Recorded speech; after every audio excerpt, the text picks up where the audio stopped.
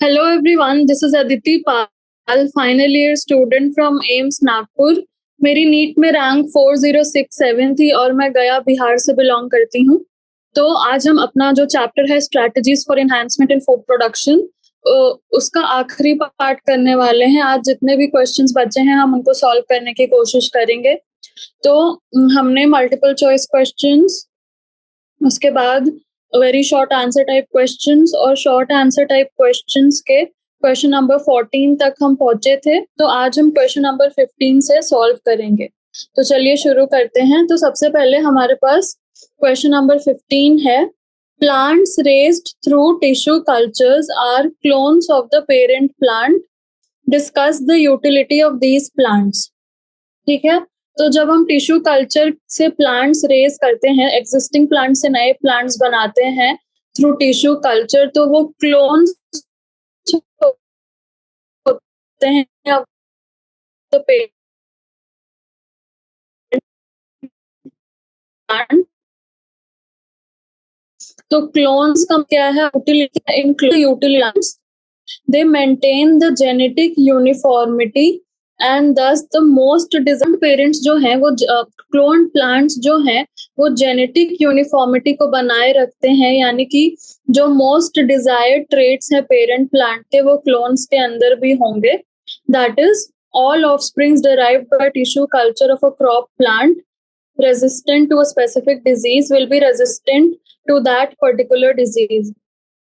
तो जैसे कि हमारे पास एक प्लांट है वो किसी पर्टिकुलर डिजीज का रेजिस्टेंट है, तो उसके जो क्लोन्स होंगे वो इस ट्रेट को कैरी करेंगे अपने अंदर, वो इस ट्रेट को बनाए रखेंगे, यूनिफॉर्म रखेंगे। तो वो सारे ऑफस्प्रिंग्स जो इस पर्टिकुलर प्लांट से प्रोड्यूस होंगे वो जो है हमारे डिजीज रेजिस्टेंट होंगे as same as to the parent plant. तो ये हो गया एक पहला फायदा।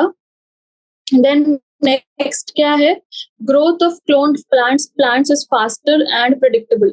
अब जब हम क्लोनिंग करते हैं तो क्लोनिंग से जो प्लांट्स प्रोड्यूस होते हैं their growth is faster, and हम ग्रोथ एक तो फास्टर होती है and also growth is also predictable. So growth is faster and predictable, और हम यही चाहते हैं, हम ज्यादा डिलेड ग्रोथ नहीं चाहते हैं। Then cloned plants produce the same amount of yield as that of the parent plant. So एक तो डिजायरेबल ट्रेड्स को कैरी कर रहे हैं, दूसरी बात कि इनकी यील्ड भी सेम है as that of the parent plant. So अगर पेरेंट प्लांट की अच्छी यील्ड है तो सारे क्लोन्स जो प्रोड्यूस होंगे उस पेरेंट प्लांट से उनकी भी अच्छी यील्ड होगी। So that is what we want. तो ये है हमारे पास कि यूटिलिटी ऑफ दीज प्लांट्स क्या है। ठीक है, तो ये था हमारे पास क्वेश्चन नंबर 15। अब हम आते हैं क्वेश्चन नंबर 16 के तरफ। Discuss the importance of testing of new plant varieties in a geographically vast country like India. तो इंडिया जैसे जियोग्राफिकली वास्ट कंट्री में testing of new plant varieties का क्या इम्पोर्टेंस है। ठीक है, so what is the importance of testing new plant varieties in a geographically vast country like India. So India जो है जियोग्राफिकली वास्ट कंट्री है, इसका मतलब varied types of geographies are present in our country। तो जैसे जैसे geographies change होंगी, जैसे प्लेन हो गया, डेजर्ट हो गया, हिल्स हो गया, घाट्स हो गया, माउंटेन्स हो गया, तो हमारे पास डिफरेंट क्लाइमेटिक कंडीशंस भी आएंगे एंड सॉइल कंडीशंस भी आएंगे इन सो geographical area successfully cultivated in one location may not be suitable for another। तो अगर एक प्लांट वेराइटी है जो एक लोकेशन में सक्सेसफुली कल्टीवेट हो सकती है तो जरूरी नहीं है कि वो दूसरी लोकेशन में भी सक्सेसफुली कल्टीवेट हो पाए, बिकॉज ज्योग्राफिकल कंडीशंस जो हैं वो डिफरेंट हैं। अगर हम एग्जांपल लें तो सैकरम ऑफिसिनारम है, that is a topical cane with a high yield and sugar content. तो सैकरम ऑफिसिनारम जो है इट इज अ ट्रॉपिकल, यानी ट्रॉपिकल क्लाइमेट में ग्रो करेगा विद अ हाई यील्ड, और इसकी high yield and sugar content है, that is grown in South India. तो इसको हम साउथ इंडिया में मेनली ग्रो करते हैं। तो अब अगर हम चाहें कि हम इसको नॉर्थ इंडिया में ग्रो करवाना चाहें, तो साउथ इंडिया और नॉर्थ इंडिया के ज्योग्राफिकल कैरेक्टरिस्टिक्स हैं डिफरेंट। तो क्या ये सैक्रम ऑफिसिनारम जो ओरिजिनली साउथ इंडिया में ग्रो करती है, क्या ये नॉर्थ इंडिया में ग्रो कर पाएगा? So it does not grow well in north India due to very low temperature during winter season in north India. So north India में ड्यूरिंग विंटर सीजन बहुत कम टेम्परेचर्स रहता है, जो इस सैक्रम ऑफिसिनारम को के लिए सूटेबल नहीं है, तो ये उतना अच्छे से ग्रो नहीं करता in north India. So a new plant variety is tested for various traits that can help to adapt the plant in different environmental conditions and produce high yield. So आप जब टेस्ट करेंगे एक new plant variety को, आप देखेंगे कि different environmental conditions में वो कैसे अडेप्ट कर रहा है और कौन सा बेस्ट कंडीशन है जहां वो हाई यील्ड को प्रोड्यूस कर रहा है। सो हम किस चीज के लिए टेस्ट करते हैं एक न्यू प्लांट वेराइटी को? तो जो न्यू प्लांट वेराइटी है उसको हम टेस्ट करते हैं फॉर न्यूट्रिशनल क्वालिटी, उसका न्यूट्रिशनल क्वालिटी कैसा है जो भी वो प्रोड्यूस कर रहा है, देन यील्ड कैसा है, देन पेस्ट रेजिस्टेंस है या नहीं, कौन से डिजीजेस को रेजिस्टेंट है वो वेराइटी, और स्ट्रेस और ड्रॉथ रेजिस्टेंस प्रेजेंट है या नहीं। सो इन सब चीजों के लिए हम वेराइटीज को टेस्ट करते हैं, तभी हम इनको इनके प्रॉपर जगह पे उगाते हैं। जैसे ऑब्वियसली जब हम सैक्रम ऑफिसिनारम आया होगा तो हमें पहले से नहीं पता होगा कि it grows well in South India और नॉर्थ इंडिया। हमने उसको टेस्ट किया होगा अलग अलग एरियाज में, और तब जाके हमें ऐसा पता चला कि it grows best in South India. So इसीलिए testing of new plant varieties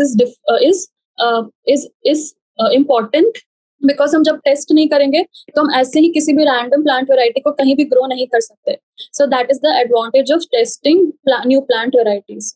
so ये था क्वेश्चन नंबर 16। नेक्स्ट हम आते हैं क्वेश्चन नंबर 17 पर। Define the term stress for plants, discuss briefly the two types of stress encountered by the plants. तो पहले तो आप स्ट्रेस प्लांट्स में क्या मीन करता है उसको बताइए, डिफाइन करिए, एंड देन आपको two types of stress encountered by plants को डिस्कस करना है। सो स्ट्रेस फॉर प्लांट्स, तो हमें अपना स्ट्रेस तो समझ में आता है, प्लांट्स के लिए कौन कौन सा स्ट्रेस होगा। सो स्ट्रेस इन प्लांट्स का क्या मतलब है, पहले तो मतलब हम समझेंगे, then two types of stress को हम briefly discuss करेंगे। So what is stress in plants? So stress for plants refers to the external conditions that have an adverse effect on the growth, development and productivity of the plant। तो कोई भी ऐसा external condition जिससे जो है plant पे adverse effect पड़ रहा हो, किन किन चीजों पे, on the growth, development and productivity। So plant के ग्रोथ, डेवलपमेंट और प्रोडक्टिविटी पे कोई भी एक्सटर्नल चीज अगर इफेक्ट कर रही हो तो उसको हम स्ट्रेस बोलते हैं। और जो स्ट्रेस होता है, it induces undesirable changes in growth rates, crop yields, gene expression and cellular metabolism etcetera in plants. तो इस स्ट्रेस की वजह से क्या होता है, अनडिजायरेबल चेंजेस होता है in the growth rate, crop yield, gene expression and cellular metabolism. तो जाहिर सी बात है कि अगर स्ट्रेस होगा प्लांट के अंदर तो ग्रोथ रेट जो है वो अफेक्ट होगी, क्रॉप यील्ड अफेक्ट होगी, क्योंकि ग्रोथ, डेवलपमेंट एंड प्रोडक्टिविटी तीनों ही हमारे कहीं ना कहीं अफेक्ट हो रहे हैं। जीन एक्सप्रेशन भी अफेक्ट हो सकता है एंड सेल्यूलर मेटाबॉलिज्म भी अफेक्ट हो सकता है। सो दैट वाज अबाउट कि हमने डिफाइन किया कि स्ट्रेस क्या है। अब टू टाइप्स ऑफ स्ट्रेस को अब हम डिस्कस करेंगे in the plants. So stress for plants is of two types, biotic stress and abiotic stress. तो एबायोटिक स्ट्रेस का क्या मतलब है एंड बायोटिक स्ट्रेस का क्या मतलब है? सो पहले तो abiotic stress. So abiotic stress is caused bye environmental factors. तो जो एबायोटिक स्ट्रेस होता है वो एनवायरमेंटल फैक्टर्स से होता है, जैसे कि हमारा एक्सट्रीम कोल्ड हो गया और hot temperature, excessive watering, drought and salinity of the soil. Abiotic यानी बायोटिक यानी बायोलॉजिकल फैक्टर्स एंड एबायोटिक यानी जो बायोलॉजिकल फैक्टर्स नहीं है, यानी environmental factors. So environmental factors like extreme cold और हॉट टेम्परेचर से एक्सेसिव वाटर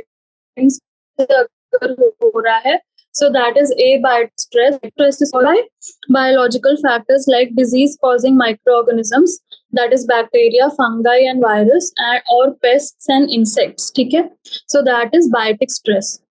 सो दो टाइप्स के स्ट्रेस हो गए हमारे पास, biotic stress and abiotic stress. So biotic is caused by biological factors, तो उसमें जो भी लिविंग ऑर्गेनिजम्स हो जाएंगे, जैसे बैक्टीरिया, जैसे माइक्रो ऑर्गेनिजम्स, पेस्ट हो गए, इंसेक्ट्स हो गए. जबकि एबायोटिक स्ट्रेस जो है वो इन्वायरमेंटल फैक्टर्स से होगा, जैसे जो भी नॉन लिविंग चीजें हैं, एक्सट्रीम हॉट और कोल्ड टेम्परेचर हो गया, एक्सेसिव वाटरिंग हो गया, ड्रॉथ हो गया, सैलिनिटी ऑफ सॉइल हो गया. सो that is about question number 17. अब हम आते हैं नेक्स्ट क्वेश्चन नंबर 18 के तरफ. Discuss natural selection and artificial selection. What are the implications of the latter on the process of evolution. तो आप नेचुरल सिलेक्शन और आर्टिफिशियल सिलेक्शन के बारे में डिस्कस करिए, फिर आप सिलेक्शन का implication बताइए on the आदिति, आवाज बहुत ब्रेक हो रही है. आदिति, आदिति, मैं ये कह रहा हूँ, आवाज आपकी बहुत ब्रेक हो रही है. कोई अदर ऑप्शन है?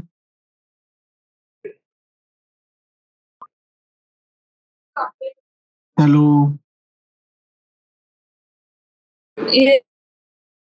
आदिति, कोई आवाज नहीं आ रही है आपकी.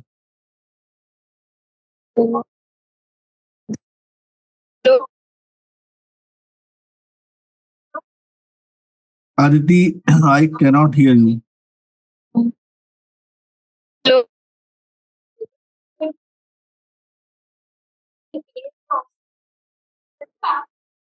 हेलो, हाँ, हेलो, यस आदिति. अभी आ रही है? अभी आई बट ना इसके पहले अराउंड 1-2 मिनट्स से ना आवाज नहीं आ रही थी, 1-2 मिनट. ठीक है. तो आप अभी क्या एक क्वेश्चन चाहो तो कंटिन्यू करना है? वन क्वेश्चन बैक ले लो आप. वन क्वेश्चन बैक यानी क्वेश्चन नंबर 16 से. अभी आप 17 कर रहे थे? हाँ, 17 हो गया था ऑलमोस्ट, तो 17 से है फिर से. अच्छा, तो आप 17 को ही फिर से कर लो एक बार, क्योंकि वो ना हाँ, ठीक है. ब्रेक हो गया था. ठीक. हाँ, ठीक. Okay, so we'll come to question number 17. Question number 17 है हमारे पास. Define the term stress for plants and discuss briefly the two types of stress encountered by the plants. So, stress for the plant, तो stress for human beings हमें पता है. So, what is stress in the plant? So, plants के लिए जो stress है, it refers to the external conditions जिसके वजह से plant के growth, development और productivity पे adverse effect पड़ेगा. तो कोई भी ऐसा external conditions that can have an adverse effect on the growth, development and productivity of the plant, that is called stress for the plant. So stress क्या होगा कि जैसे हमें स्ट्रेस होता है, सो हमारे अंदर अनडिजायरेबल चेंजेस होते हैं, वैसे ही प्लांट में भी जो प्लांट नहीं चाहता है वैसे चेंजेस होंगे. जैसे ग्रोथ रेट में चेंज हो जाएगा, क्रॉप की यील्ड में चेंज हो जाएगा, जीन एक्सप्रेशन में चेंज हो जाएगा and cellular metabolism of the plant में चेंज हो जाएगा. ठीक है. सो उसके बाद कि टाइप्स ऑफ स्ट्रेस क्या होते हैं प्लांट में, ये था हमारा दूसरा question. So types of stress in plant are abiotic stress and biotic stress. ठीक है. तो एबायोटिक स्ट्रेस का क्या मतलब है और बायोटिक स्ट्रेस का क्या मतलब है. सो एबायोटिक स्ट्रेस जो है वो बायोटिक से हमें याद रखना है कि कुछ भी बायोलॉजिकल होगा. सो बायोटिक स्ट्रेस में बायोलॉजिकल फैक्टर्स होंगे, जैसे डिजीज कॉजिंग माइक्रो ऑर्गेनिजम्स हो सकते हैं, पेस्ट्स हो सकते हैं, इंसेक्ट्स, यानी जो भी लिविंग थिंग्स होंगे वो हमारे बायोलॉजिकल फैक्टर्स में आ जाएंगे. जबकि एबायोटिक स्ट्रेस में जो भी नॉन बायोलॉजिकल थिंग्स हैं, जैसे हमारे पास इन्वायरमेंटल, नॉन एबायोटिक यानी जिनके अंदर लाइफ नहीं है। सो इन्वायरमेंटल फैक्टर्स जैसे एक्सट्रीम कोल्ड या हॉट टेम्परेचर, एक्सेसिव वाटरिंग और and drought and salinity of the soil, so these are abiotic stresses के कंपोनेंट्स, यानी एबायोटिक फैक्टर्स हो जाएंगे। सो 2 टाइप्स ऑफ स्ट्रेस होते हैं हमारे पास, biotic stress and abiotic stress, और इनका क्या मीनिंग है ये हमने देख लिया। So that is about question number 17। अब हम आते हैं नेक्स्ट क्वेश्चन नंबर 18 के तरफ।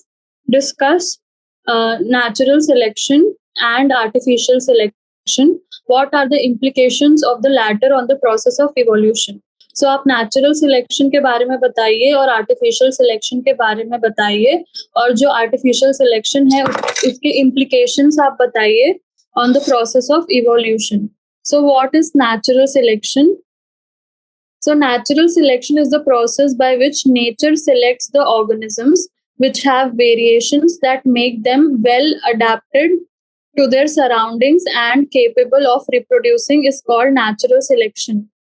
So natural selection नाम से पता चल रहा है कि जो nature है that is selecting organisms जिनके पास variations हैं that make them better and well adapted to the environment and surroundings.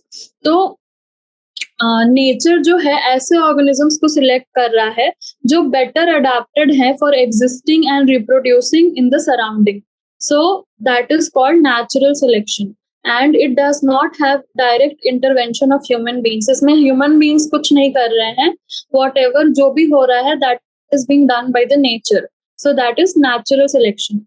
And the next is artificial selection.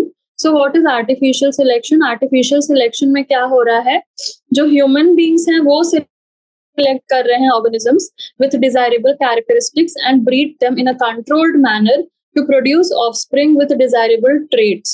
तो इसमें क्या हो रहा है कि जो human beings हैं वो select कर रहे हैं desirable characteristics को और उनको breed कर रहे हैं in a controlled manner, और अपने मन जो वो चाहते हैं वैसा ऑफस्प्रिंग बना रहे हैं। सो इट इज, तो यहाँ पे ह्यूमन बीइंग्स का इंटरवेंशन हो रहा है। So examples of desirable characteristics for which organisms are artificially selected over other are larger size of grains and fruit in plants, disease resistance in both plants and animals, better milk yielding cows have high milk yield are selected and bred with superior disease resistant bulls to obtain offspring showing superior characteristics of both the parents. तो आप ही सोचिए कि आप क्यों करेंगे ऐसा। तो आपको हर चीज में सुपीरियर कैरेक्टरिस्टिक्स चाहिए, आपको लार्ज साइज ऑफ ग्रेन भी चाहिए, आपको डिजीज रेजिस्टेंट प्लांट भी चाहिए, आपको पेस्ट रेजिस्टेंस भी चाहिए, आपको हाई यील्डिंग अगर एनिमल्स का केस में देखें तो आपको हाई यील्डिंग चाहिए, डिजीज रेजिस्टेंस चाहिए। तो आप इन सबको ब्रीड करवाएंगे और डिजायरेबल कैरेक्टरिस्टिक्स को एक्यूमुलेट करने की कोशिश करेंगे। So that is why you are doing artificial selection. अब इस आर्टिफिशियल सिलेक्शन, कुछ भी आर्टिफिशियल हम करते हैं तो उसका कुछ ना कुछ इम्प्लीकेशन तो होता है। सो आर्टिफिशियल सिलेक्शन का इम्प्लीकेशन क्या होगा on evolution? So artificial selection will lead to domestication of wild varieties. So artificial selection जो है उससे क्या होगा, wild varieties का domestication होगा। The domesticated fruits are larger with less seeds than their wild counterparts. Domesticated animals are more docile than their wild counterparts. So wild varieties जो है उनका अगर डोमेस्टिकेशन होगा, सो उससे क्या होगा कि हम जो है ऐसे फ्रूट्स को रखेंगे जो लार्जर हैं with less seeds than their wild counterparts, and वैसे ही डोमेस्टिकेटेड एनिमल्स जो हैं वो डोमिसाइल होंगे than their wild counterparts, और हम ऐसे ही एनिमल्स को रखेंगे। So artificial selection over the years have resulted in the formation of many types of breeds within a species. तो आर्टिफिशियल सिलेक्शन से क्या हुआ है कि हम बहुत सारी ब्रीड्स को प्रोड्यूस कर पाए हैं एक सिंगल स्पीशीज में, जैसे कि ब्रोकली, कैबेज, ब्रुसेल्स स्प्राउट्स, केल and cauliflower have been developed by artificial selection and breeding from the same species of Brassica oleracea. तो एक ब्रासिका ओलरेसिया से हमने कैबेज बना दिया, ब्रोकली बना दिया, ब्रसेल्स स्प्राउट्स बना दिया, केल बना दिया, कॉलीफ्लावर बना दिया, यानी आर्टिफिशियल सिलेक्शन ने हमें इतनी सारा variety they the. So that is the implications of artificial selection on the process of evolution, and that was about question number 18. Next हम आते हैं question number 19 के तरफ. Describe how pure lines are created in animal husbandry. So आप बताइए कि आप animal husbandry में एक प्योर लाइन को कैसे बना सकते हैं. सो सबसे पहले प्योर लाइन बनाने से पहले आपको पता होना चाहिए प्योर लाइन है क्या. So what is a pure line. So pure line is a line of descent that consists of homozygous animals that have been raised from closely related parents. So pure line एक line of decent है जो consist करती है किससे. Homozygous animals हैं जो कहाँ से रेज हुए हैं. From closely related parents. So closely related parents से आए जो होमोजाइगस एनिमल्स हैं और उनकी जो लाइन ऑफ डिसेंट है उसे हम बोलते हैं प्योर लाइन. सो अब हम प्योर लाइन क्रिएट करना चाहते हैं अपने जो एनिमल हस्बेंड्री का प्रोजेक्ट हमारे पास है उसमें. सो हम क्या करेंगे, उनकी इन ब्रीडिंग करवाएंगे. So what is inbreeding? Inbreeding refers to the mating of closely related organisms of the same breed for 4 to 6 generations. So inbreeding हमने पहले क्लासेस में भी देखा है कि closely related जो animals हैं ऑर्गेनिजम्स हैं ऑफ द सेम ब्रीड, उनको हम क्या करेंगे 4 to 6 जनरेशंस तक क्लोजली मेट करेंगे. उससे क्या होगा, जो हार्मफुल रिसेसिव जीन्स हैं वो एक्सपोज हो जाएंगे and removed from the population as a result of inbreeding. And once the harmful genes are eliminated, the population consists of superior desirable genes, and this increases the productivity of the population. ठीक है. So जो inbreeding के फायदे थे वो हमने पहले के क्लासेस में भी पढ़े थे कि जो हार्मफुल रिसेसिव जीन्स हैं वो एक्सपोज हो जाते हैं और पॉपुलेशन से हट जाते हैं because of inbreeding. And what is the role of inbreeding in development of pure lines. So inbreeding is used to develop pure lines in animal husbandry as it increases homozygosity. This is because mating closely related animals increases the chances that the offspring will receive the same allele from both the parents. ठीक है. तो हमारे पास क्या है कि जो inbreeding की process है उसे क्या हो रहा है, अल्टीमेटली क्लोजली रिलेटेड एनिमल्स की मेटिंग आप करवाएंगे तो क्या होगा, जो होमोजाइगोसिटी है वो इंक्रीज होगी. And mating closely related animals से क्या होता है, वो चांसेस बढ़ जाते हैं कि ऑफस्प्रिंग जो है सेम एलील रिसीव करेगा from both the parents. And इससे क्या होता है कि प्योर लाइंस फाइनली डेवलप हो जाती है in cattle. So that is how we create pure lines in animal husbandry, and that was question number 19. Next हम आते हैं question number 20 के तरफ. What are the physical barriers of a cell in the protoplast fusion experiment? How are the barriers overcome? तो हमने protoplast fusion कई बार पढ़ा है. अब प्रोटोप्लास्ट फ्यूजन में आप बताइए कि फिजिकल बैरियर्स कौन से हैं और आप उन बैरियर्स को ओवरकम कैसे करेंगे. So what is protoplast fusion? Protoplast fusion is the protoplast is the protoplasm of the plant cell devoid of the cell wall. So जब हम plant cell से cell wall को हटा देते हैं तो उसके बच्चा जो है उसको हम protoplast बोलते हैं. And fusion of the protoplast derived from somatic cells of plants belonging to different species to produce a hybrid protoplast is called protoplast fusion. तो हम प्रोटोप्लास्ट फ्यूजन हमने देखा था कि हम सोमैटिक हाइब्रिडाइजेशन में करते हैं जहां हम प्रोटोप्लास्ट का फ्यूजन करवाते हैं टू प्रोड्यूस अ हाइब्रिड. ठीक है. So what are the physical barriers of a cell in the protoplast fusion experiment. तो क्या फिजिकल बैरियर्स जो हैं सेल को फेस करने पड़ेंगे. सो क्या है, so physical barrier of a cell in the protoplast fusion experiment is the cell wall of a plant cell. तो सेल वॉल ही तो है सबसे बड़ा barrier. And plant cell wall जो है that is a rigid protective boundary composed of 3 layers, that is primary cell wall, middle lamella and secondary cell wall. ठीक है. और ये लेयर्स बनते कैसे हैं, तो cellulose, hemicellulose, lignin, pectin, microfibrils and proteins. So cellulose होता है, हेमीसेल्यूलोज होता है, लिग्निन होता है, पेक्टिन होता है, कुछ प्रोटीन्स होते हैं, माइक्रोफिब्रिल्स होते हैं. ठीक है. सो एंड 3 लेयर्स होते हैं, primary cell wall, middle lamella and secondary cell wall.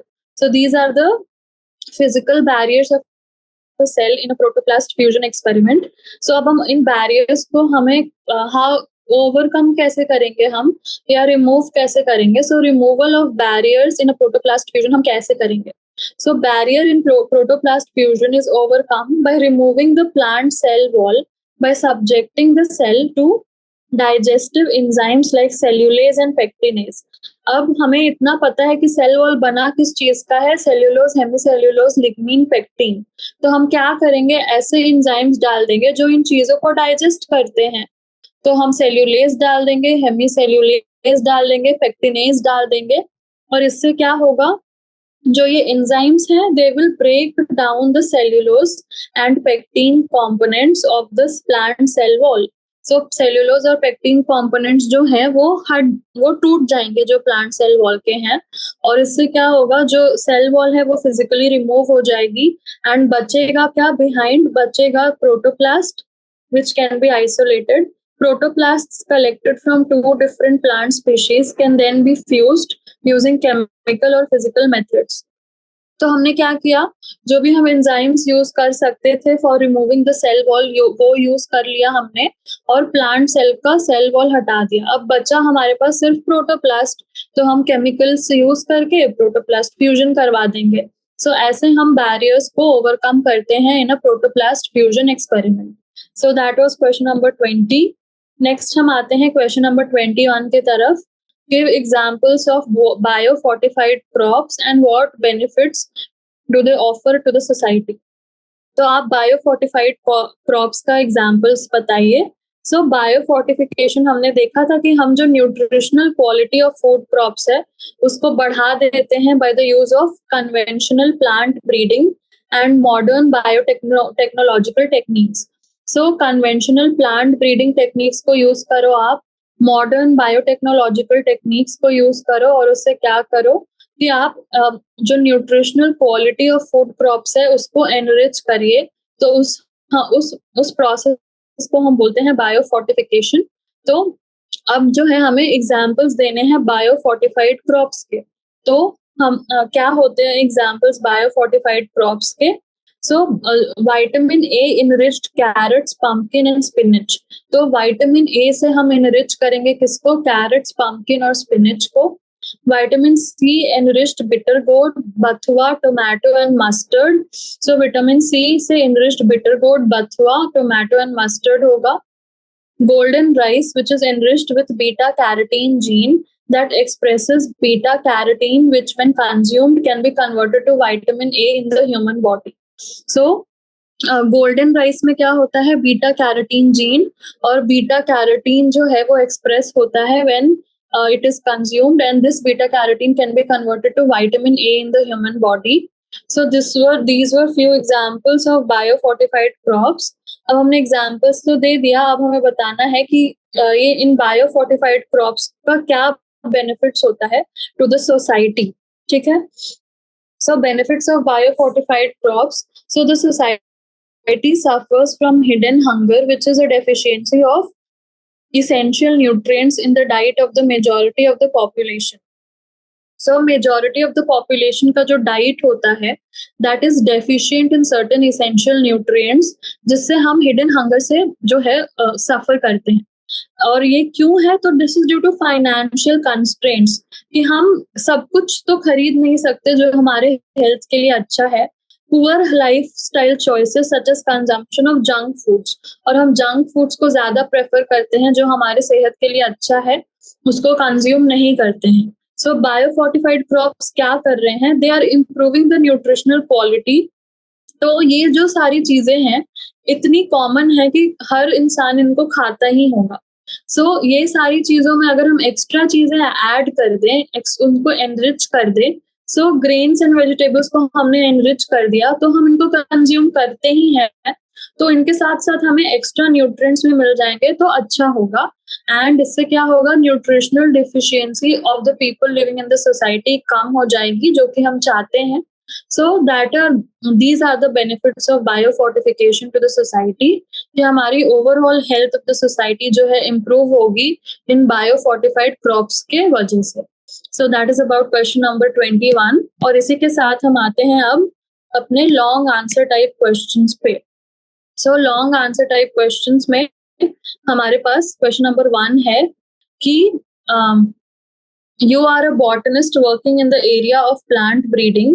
Describe the various steps that you will undertake to release a new variety. ठीक है, तो मैं प्लांट ब्रीडिंग की कर रही हूँ और मैं एक बॉटनिस्ट हूँ, तो मैं क्या क्या स्टेप्स करूंगी before releasing a new variety, यानी एक न्यू वेराइटी को मार्केट में रिलीज करने से पहले मैं क्या क्या करूंगी। So before for releasing a new variety, जो फर्स्ट चीज मैं करूंगी वो मैं जर्म प्लाज्म कलेक्शन करूंगी।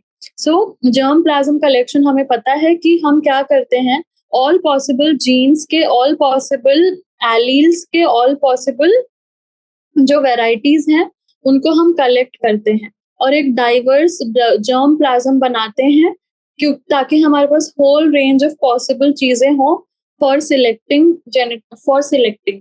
यानी हम पहले जर्म प्लाज्म कलेक्शन करेंगे, सारे जीन्स के, सारे एलील्स के, सारे वैरायटीज देखेंगे, ताकि हमारे पास बहुत ज्यादा वैरायटी हो सिलेक्ट करने के लिए। देन मैं क्या करूंगी कि मैं अब पेरेंट्स को सिलेक्ट करूंगी। तो पूरे जर्म प्लाज्म का मैंने कलेक्शन बना लिया, उसमें से मैं बेस्ट पॉसिबल डिजायरेबल ट्रेट्स को पेरेंट्स के फॉर्म में सिलेक्ट कर लूंगी। So plants chosen as pollen parents are self pollinated to increase homozygosity and this results in generation of a pure line. तो मैं क्या करूंगी, मैं पेरेंट्स को सिलेक्ट कर लूंगी और सेल्फ पॉलिनेशन करवाऊंगी उनका, ताकि हमारा प्योर लाइन जो है वो जनरेट हो सके।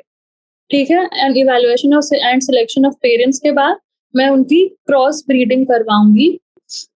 So the process of hybridization involves crossing between two pure line parents having desired characteristics with the help of artificial cross pollination. ठीक है, the progeny obtained are called hybrids. तो यहाँ पे मैंने पेरेंट्स को प्रोड्यूस किया, देन मैंने इनकी क्रॉस ब्रीडिंग करवाई। So pure lines of both the parents को मैंने क्रॉस ब्रीड करवाया और उसके बाद क्या बना, प्रोजेनी जो बना उनको मैंने हाइब्रिड्स बोला। So these progeny are called hybrids. ठीक है, अब इसके बाद क्रॉस ब्रीडिंग के बाद मैं क्या करूंगी, क्रॉस ब्रीडिंग के बाद जो ऑफस्प्रिंग्स आए उनमें से मैं सुपीरियर वैरायटीज को सिलेक्ट करूंगी। The seeds produced by only those plants in the progeny which show the desired combination of superior characteristics of both the parents are selected for raising the future generation.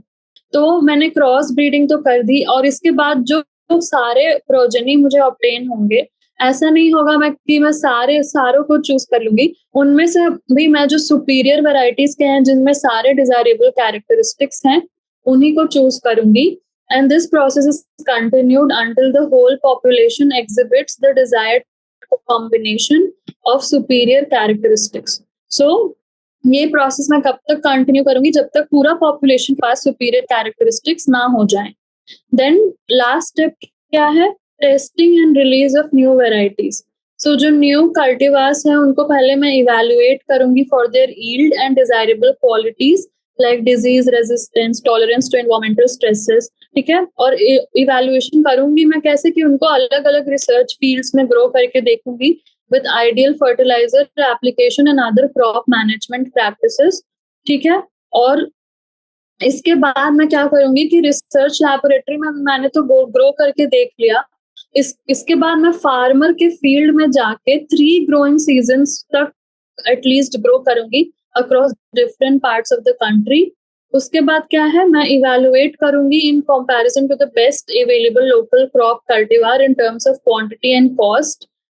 तो इसके बाद it is released into the market. ठीक है, so last में भी मैं testing करूंगी, पहले लैबोरेटरी में, फिर फार्मर की फील्ड पे, फिर उसको मैं कंपेयर करूंगी बेस्ट अवेलेबल क्रॉप से, और उसके बाद जो है इस न्यू वैरायटी का रिलीज करूंगी मैं। इट इज नॉट, मतलब एक पूरा प्रोटोकॉल फॉलो करके मैंने एक नया वैरायटी का रिलीज किया है।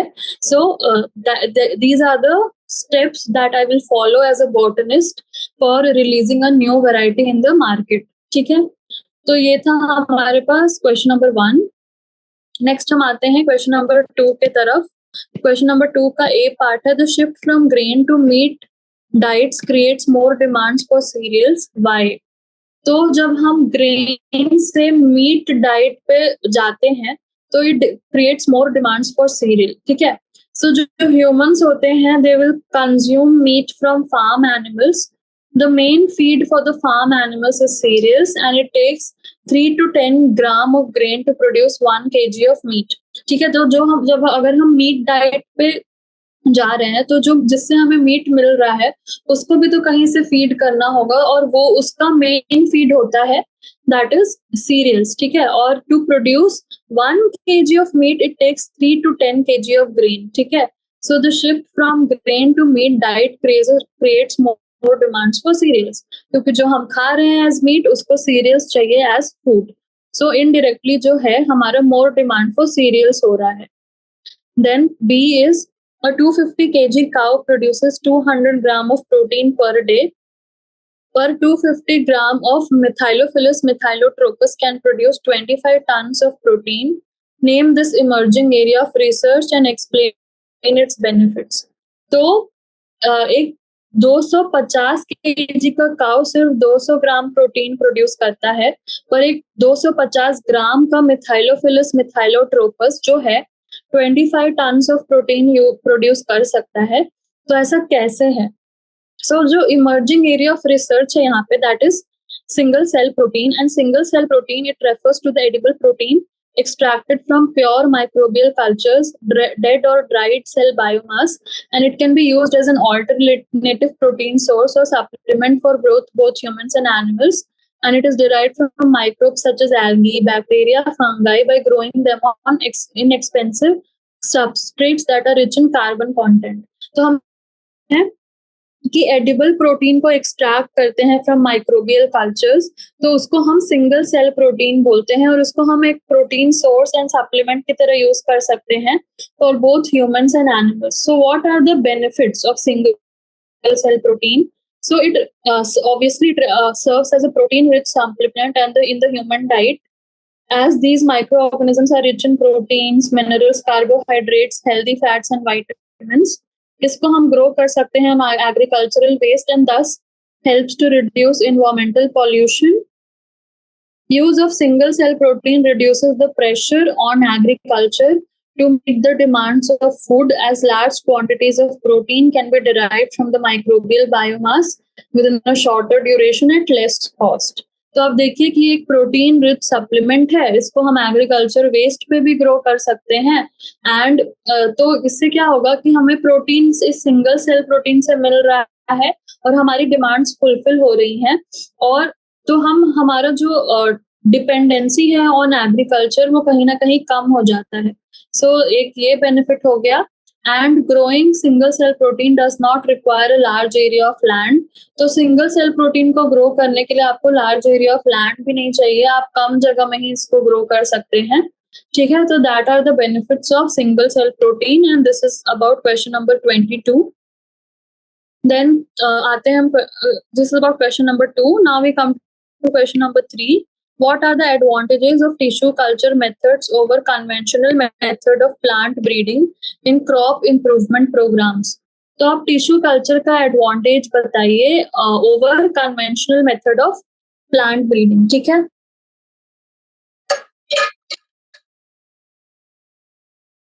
तो हमने कन्वेंशनल प्लांट ब्रीडिंग टेक्निक्स देखा है कि कितना टाइम लगता है उनमें. So they are very slow and tedious. जबकि जो टिश्यू कल्चर होता है that is very fast and a large number of plants can be grown in a very short period of time. So जो conventional breeding है उसमें आप देख रहे हैं पहले पेरेंट सिलेक्ट करो, फिर उसको क्रॉस ब्रीडिंग कराओ, फिर जो ऑफस्प्रिंग हुआ उसमें से भी सिलेक्ट करो. जबकि जो टिश्यू कल्चर है बहुत जल्दी हो जाएगा and large number of plants को हम ग्रो कर पाएंगे in a short period of time. Then the desired characteristics are not necessarily present in the progeny of two superior parents that have been artificially crossed in a conventional plant breeding program. पर जो tissue culture है उनमें सारे same superior characteristics होंगे like the parent. तो जो हमने conventional breeding की थी हम उसमें श्योर नहीं थे कि जो प्रोजेनी होगा उसके पास सारे सुपीरियर कैरेक्टरिस्टिक्स आएंगे भी या नहीं आएंगे. पर जो ये टिश्यू कल्चर है उसमें तो हमें पक्का हम श्योर हैं कि जो सुपीरियर कैरेक्टरिस्टिक्स हैं वो सारे ऑफस्प्रिंग्स में आएंगे. सो ये है हमारा दूसरा advantage. Now coming to the next advantage है हमारे पास. Tissue culture produces thousands of exact copies of plants together which is not possible in conventional breeding. So conventional breeding में हम 1000 जो नंबर्स हैं उतने ज्यादा नहीं हम प्रोड्यूस कर पाते हैं जितना हम टिश्यू कल्चर में एग्जैक्ट 1000 कॉपीज प्रोड्यूस कर सकते हैं. Then conventional breeding requires seeds or other propagative parts, but in tissue culture a small piece of plant known as explant is sufficient. So conventional breeding में हमें seeds चाहिए, other propagative parts चाहिए, पर tissue culture में explant ही sufficient है. Then by apical meristem culture disease free clones can be created. जो apical meristem culture अगर हम करते हैं तो हम डिजीज फ्री क्लोन्स भी बना सकते हैं. And by haploid culture pure lines can be produced while in conventional breeding it takes a number of generations of inbreeding. So haploid culture को यूज करके हम प्योर लाइन्स भी प्रोड्यूस कर सकते हैं बाय टिश्यू कल्चर, जबकि ऐसा हम हमारे जो कन्वेंशनल ब्रीडिंग प्रोग्राम्स हैं उसमें नहीं कर सकते. ठीक है. So that is about question number 4 कि कैसे जो modern methods of breeding animals. Question number 3 है हमारे पास टिश्यू कल्चर का क्या एडवांटेजेस है over conventional methods of plant breeding. ठीक है. Then we come to question number 4. Modern methods of breeding animals and plants can alleviate the global food shortage. Comment on the statement and give suitable examples. जो modern methods है of breeding animals and plants, they can alleviate the global food shortage. ठीक है. So जो modern methods होते हैं of breeding animals and plants, they can alleviate the problem of global food shortage. क्यों? जो recombinant DNA technology है and genetic engineering है, they are used to improve the yields of plants and animal products. So ये modern methods हो गए हमारे पास recombinant DNA technology and genetic engineering. So जो multiple ovulation embryo transfer technique होती है, it improves the success rate of fertilization and during artificial insemination in animal husbandry programs. तो जो animal husbandry programmes होते हैं उसमें जो मल्टीपल ओव्यूलेशन एम्ब्रियो ट्रांसफर की टेक्निक है उससे जो सक्सेस रेट ऑफ फर्टिलाइजेशन है वो बढ़ जाता है एंड हम इससे new high milk yielding varieties को शॉर्ट पीरियड में प्रोड्यूस कर सकते हैं.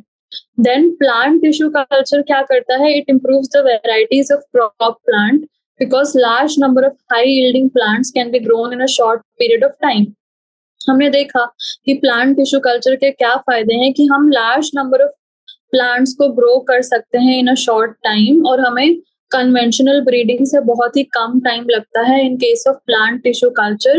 एंड ऑल्सो जो हमारे पास ऑफस्प्रिंग या प्रोजेनीज प्रोड्यूस होके आएंगे वो एग्जैक्टली सेम होंगे to the parent plant and उसमें सारे सुपीरियर कैरेक्टरिस्टिक्स होंगे. सो हाँ, it alleviates the problem of food shortage. Then biofortified crops are developed to improve the nutritional quality of the food crops so that they help to reduce nutritional deficiencies in the population.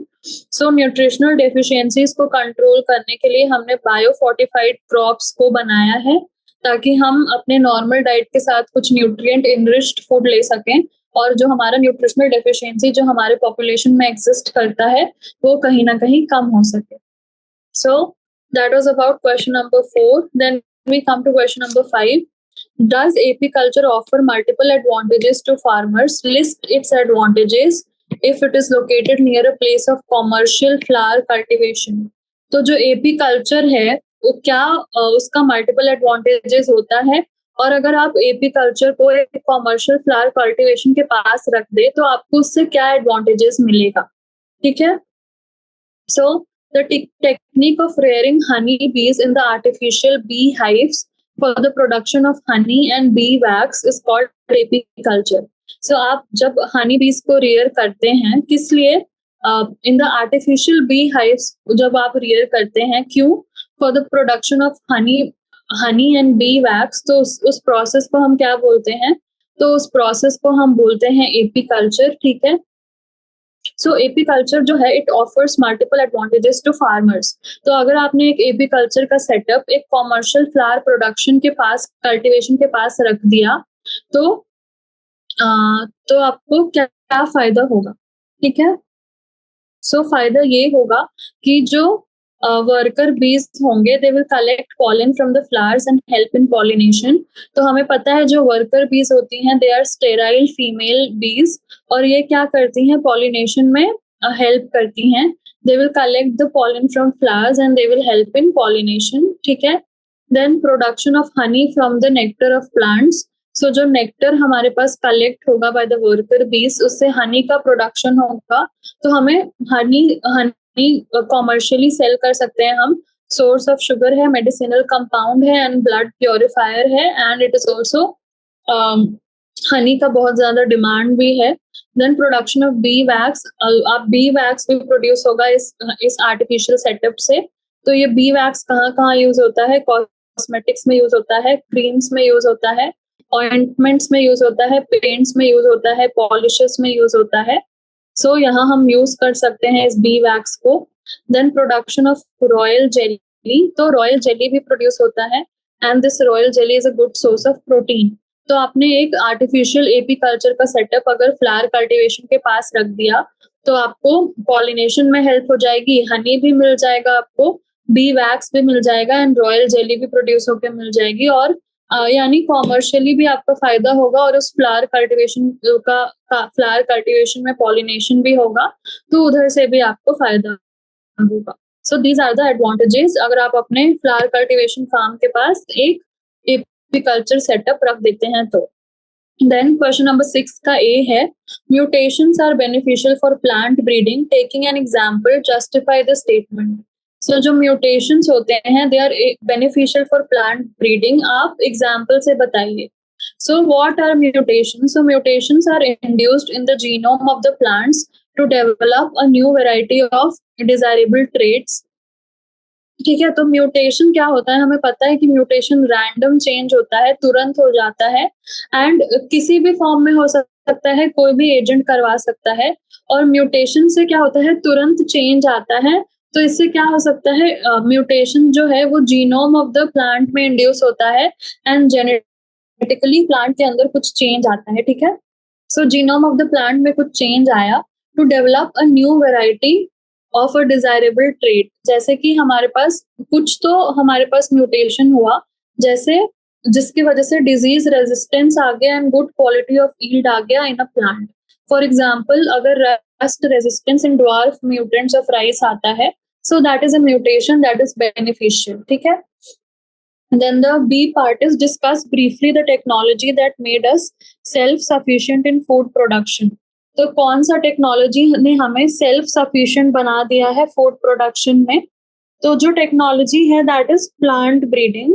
So plant breeding से क्या हो रहा है कि plant breeding is the application of genetic principles to produce new plant varieties with desirable traits, ठीक है। तो हम जेनेटिक प्रिंसिपल्स को यूज करके हम क्या कर रहे हैं कि हम न्यू प्लांट वेराइटीज को प्रोड्यूस करने की कोशिश कर रहे हैं जिनमें हमें डिजायरेबल ट्रेट्स भी मिल रहे हैं।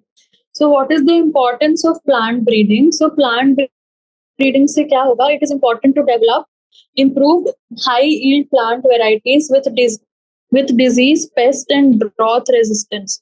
तो इस प्लांट ब्रीडिंग के टेक्निक को यूज करके हम new improved high yield plant varieties जो है वो बना सकते हैं, जिनके पास डिजीज रेजिस्टेंस होगा, पेस्ट रेजिस्टेंस होगा एंड ड्रॉथ रेजिस्टेंस होगा, एंड तो इनकी यील्ड भी है वो भी ज्यादा होगी, एंड इससे हम सेल्फ सफिशिएंट हो जाएंगे इन फूड प्रोडक्शन, ठीक है।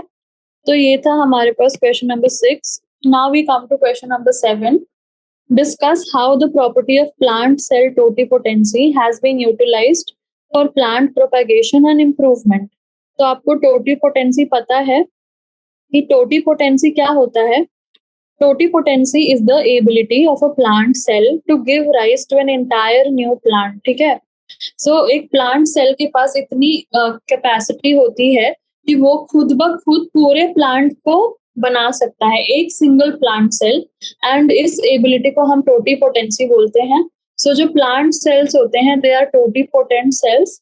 एक प्लांट सेल पूरे प्लांट को बना सकता है, and this ability of plant cell allows them to be utilized for plant propagation and improvement. तो ये प्रॉपर्टी ही है जिसके वजह से वो प्लांट प्रोपेगेशन एंड इम्प्रूवमेंट को कर सकते हैं। So what is the significance of totipotency? जो टोटिपोटेंट प्लांट सेल्स है they are used in micropropagation of plants, and जो माइक्रो प्रोपेगेशन है it is a technique to grow, store and maintain a large number of plants in small spaces. तो जब हम grow करते हैं, store करते हैं एंड मेंटेन करते हैं a large number of plants in small spaces, तो उसको हम माइक्रो प्रोपेगेशन बोलते हैं। एंड जो माइक्रो प्रोपेगेशन है that is useful in germ plasm collection and the protection of endangered species. तो हम इस माइक्रो प्रोपेगेशन से जर्म प्लाज्म कलेक्शन कर सकते हैं एंड इंडेंजर्ड स्पीशीज को प्रोटेक्ट कर सकते हैं। एंड माइक्रो प्रोपेगेशन जो है it produces N improved variety of crop plants.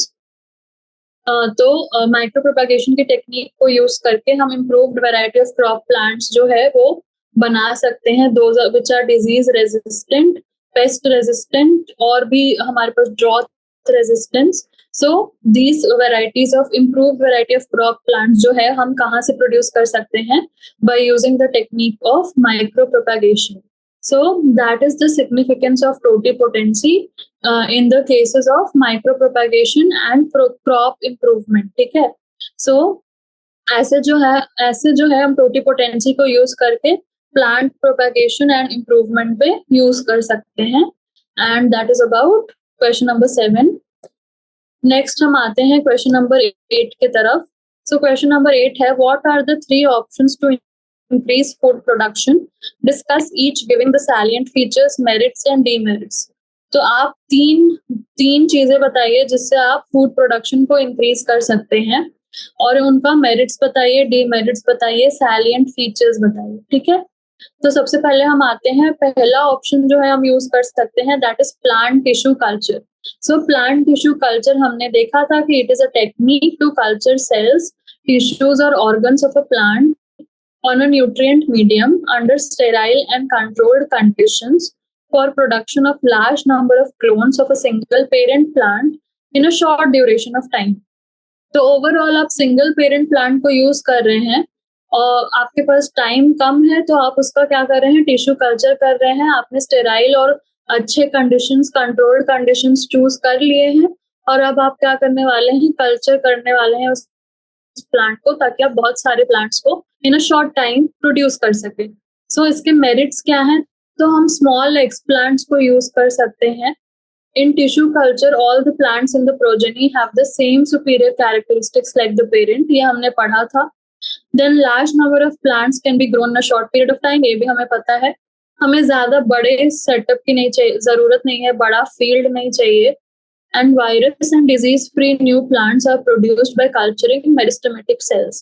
तो अगर हम virus and disease free new plants को प्रोड्यूस करना चाहते हैं तो हम मेरिस्टेमेटिक सेल्स का डायरेक्ट कल्चर करेंगे। What are the demerits? So it strictly requires the maintenance of aseptic conditions. Obviously हमें aseptic conditions को maintain करना ही पड़ेगा। अगर थोड़ा सा भी contamination हुआ तो आपका पूरा बैच जो है, जो आप बना रहे थे, वो पूरा खराब हो जाएगा। देन आपको हाई एक्सपर्टीज होनी चाहिए जो आप कर रहे हैं। मेंटेनेंस इसका कॉस्टली है, and we have to explant को हमें प्रॉपर स्क्रीनिंग करना है कि ये अच्छे से प्लांट में ग्रो कर भी पाएगा या नहीं। So that is about the first technique जो है plant tissue culture. Now we come to single cell protein. तो अब सिंगल सेल प्रोटीन के बारे में हमने पढ़ा था कि they are the edible proteins obtained from the culture of micro organisms like bacteria and yeast when cultured on a high carbon nutrient medium. So हम जब बैक्टीरिया और यीस्ट को हाई कार्बन न्यूट्रिएंट मीडियम पे culture करते हैं तो हमें single cell proteins मिलता है which are edible proteins. So what are the merits of single cell protein? So जो सिंगल सेल प्रोटीन है they serve as a protein rich supplement in the human diet as these microorganisms are rich in proteins, minerals, carbohydrates, healthy fats and vitamins. ठीक है, so they serve as a protein rich supplement और हम इनको agricultural wastage पे आसानी से grow कर सकते हैं, तो इन्वायरमेंटल पॉल्यूशन हमारा कंट्रोल हो जाता है। Then it reduces the pressure on agriculture, क्योंकि हमें अगर सिंगल सेल प्रोटीन से प्रोटीन रिक्वायरमेंट्स फुलफिल हो रहे हैं तो हम एग्रीकल्चर पे उतना डिपेंडेंट नहीं रहेंगे। एंड ऑल्सो जो सिंगल सेल प्रोटीन है उसको ग्रो करने के लिए हमें कोई लार्ज पैच ऑफ लैंड नहीं चाहिए, बड़े-बड़े फील्ड्स नहीं चाहिए, ठीक है। So these are the merits of single cell protein. Then what are the demerits, ठीक है। तो जो आइसोलेशन होगा protein from the microbial biomass, वो ऑब्वियसली एक डिफिकल्ट टास्क लग रहा है हमारे लिए as compare to plant and animal protein. And also यहाँ पे पॉसिबिलिटी ऑफ कॉन्टेमिनेशन है उन प्रोटीन्स की, क्योंकि हम माइक्रोब से निकाल रहे हैं और माइक्रोब्स टॉक्सिक सब्सटेंसेस भी रिलीज कर सकते हैं। देन माइक्रोबियल प्रोडक्ट से हमें एलर्जी भी हो सकती है, कोई भी ऐसा फॉरेन चीज है उससे एलर्जी तो हो सकती है, पर यहाँ पे स्पेसिफिकली माइक्रोबियल प्रोडक्ट्स हैं तो उससे एलर्जीज हो सकती हैं। So that was about single cell protein. तो हमने क्या क्या देखा, एक तो प्लांट टिश्यू कल्चर, दूसरा सिंगल सेल प्रोटीन, एंड तीसरा है हमारे पास multiple ovulation embryo transfer technique. So multiple ovulation embryo transfer technique में हम क्या करते हैं, एम्ब्रियो ट्रांसफर टेक्नोलॉजी को यूज करते हैं। सो इससे क्या होता है, इसमें हम क्या कर रहे हैं, आर्टिफिशियल फर्टिलाइजेशन करवा रहे हैं, और हम क्या करना चाहते हैं कि हम साइज ऑफ द हर्ड को एक शॉर्ट टाइम ड्यूरेशन में बढ़ाना चाहते हैं, इसलिए हमने जो सुपर ओव्यूलेशन को इंड्यूस किया है। तो ठीक है, हम करते क्या है इसमें, एक हाई मिल्क यील्डिंग काउ को हम इंजेक्ट करते हैं विथ फॉलिकल स्टिमुलेटिंग हार्मोन। तो इससे क्या होता है, उस काउ में सुपर ओव्यूलेशन हो जाता है 6 to 8 एग्स का, ठीक है। देन हम sperms from a superior male को लेते हैं और आर्टिफिशियली इंसेमिनेट करते हैं in the uterus of the cow, जिससे क्या होता है, सक्सेसफुल फर्टिलाइजेशन हो जाता है एग्स का, ठीक है। अब जो ये फर्टिलाइज्ड एग्स हैं उनको हम 8 to 32 सेल स्टेज पर लेते हैं और इनको डिफरेंट सरोगेट मदर्स के अंदर इम्प्लांट कर देते हैं, ठीक है, ताकि इनका फर्दर डेवलपमेंट सरोगेट मदर्स में हो। एंड इतने सारे एम्ब्रियोज एक मदर में डेवलप नहीं कर पाएंगे, सो इसलिए हम सरोगेट्स में डाल देते हैं। So what are the merits of multiple ovulation embryo transfer? So it increases the size of the herd in a short time. So short time में हमने मल्टीपल ओव्यूलेशन करवा दिया, मल्टीपल फर्टिलाइजेशन करा दिया, तो जो साइज ऑफ द हर्ड है वो शॉर्ट टाइम में हमारा इंक्रीज हो जाएगा। Then does it require surgery? तो नहीं, कुछ भी सर्जरी की रिक्वायरमेंट नहीं हुई, it is a simple process. Then and it increases the success rate of artificial insemination. अब आप ही सोचिए, अगर एक हमारे पास ओवम होता और एक फिर हम स्पर्म्स इंजेक्ट कर रहे होते, तो शायद बहुत मतलब rate of artificial success rate जो है वो हम नहीं बता सकते। पर अगर आपने ऑब्वियसली अगर आपने ऑप्शंस ज्यादा रखे, यानी आपने नंबर को ज्यादा रखा, तो सक्सेस तो ऑब्वियसली होगा ही। ऐसा तो नहीं होगा कि एक भी ओवम जो है वो फर्टिलाइज नहीं होगा, सो सक्सेस होगा। सो it increases the success rate of artificial insemination. Now हमारे पास डीमेरिट्स क्या है of multiple ovulation embryo transfer, कि ये कॉस्टली प्रोसेस है, कि इसका कॉस्ट इफेक्टिव नहीं है ये, and also it requires trained skill. कोई भी ऐसा आर्टिफिशियल इंसेमिनेट नहीं कर लेगा और एम्ब्रियो ट्रांसफर नहीं कर सकता। सो आपको प्रॉपर ट्रेनिंग की जरूरत है ये करने के लिए। सो these are some demerits of multiple ovulation embryo transfer. तो टोटल हमने 3 टेक्निक्स देखी। पहला प्लांट टिश्यू कल्चर देखा, दूसरा सिंगल सेल प्रोटीन देखा, एंड तीसरा मल्टीपल ओव्यूलेशन एम्ब्रियो ट्रांसफर की टेक्निक देखी। So this was about long answer type questions.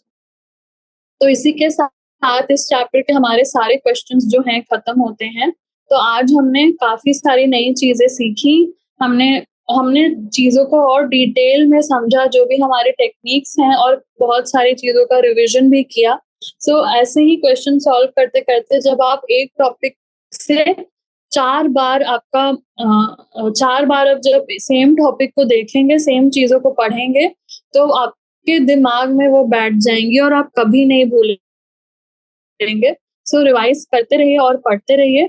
और इसी के साथ हम आज का सेशन यहीं पे खत्म करते हैं। मिलेंगे नेक्स्ट सेशन में, तब तक के लिए पढ़ते रहें। All the very best, thank you.